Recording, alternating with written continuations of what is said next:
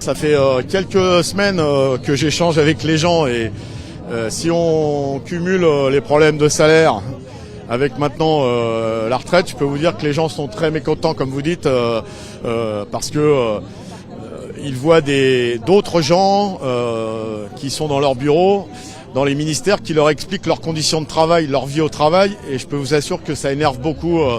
On est tout simplement dans un mouvement social, un mouvement syndical qui repose sur une profonde inégalité, une profonde injustice qui est le report à 64 ans de l'âge légal de départ en retraite.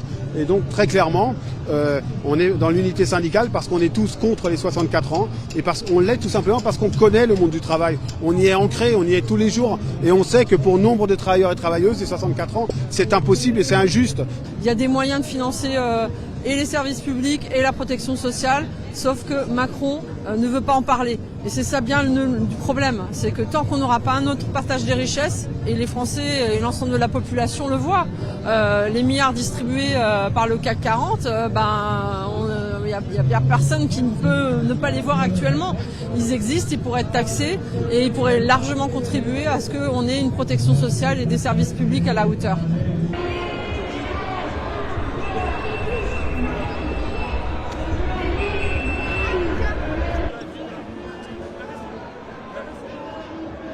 En ce moment, les profits explosent des grandes entreprises. Et pourquoi ça serait toujours aux travailleurs de payer alors qu'il y a d'autres formes de financement. Les syndicats ont proposé beaucoup de solutions au gouvernement et aucune n'a été retenue. C'est toujours à nous de payer alors que d'autres s'en mettent plein les poches, quoi. Donc à un moment, il faut juste discuter, trouver un équilibre, quoi.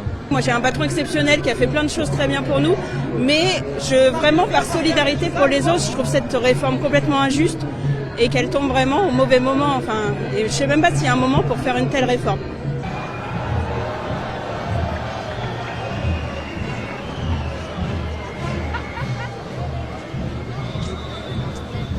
Les Français n'ont jamais été feignants. Et on ne leur dit pas pour trouver du travail, traverse la rue et de l'autre côté de la rue il y a du travail. Ça se fait pas non plus au travers d'un peuple. Et je suis de plus en plus révolté.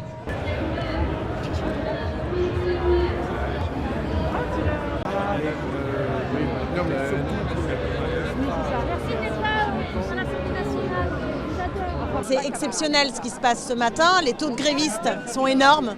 On le voit à la RATP, à la SNCF, on le voit aussi à Total Energy où il y a carrément des boîtes où c'est 100% de grévistes, ou des endroits où il y a moins de traditions de lutte qui sont aussi en grève. Ce qui serait irresponsable, ce serait de maintenir cette réforme alors qu'aujourd'hui il y a une mobilisation qui est historique et qui est exceptionnelle. Donc si le gouvernement n'entend pas qu'il y a une telle mobilisation et qu'il continue de maintenir cette réforme, c'est lui qui bloque le pays.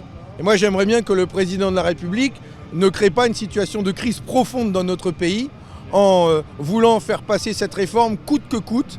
Non, le système des retraites n'est pas en danger. Et ça, je pense qu'il faut le dire, parce qu'en fait, il compte sur la peur des gens. Et c'est normal d'avoir peur de perdre ses pensions. Ce n'est pas vrai. Il n'y a pas un déséquilibre qui mettrait en danger notre système par répartition.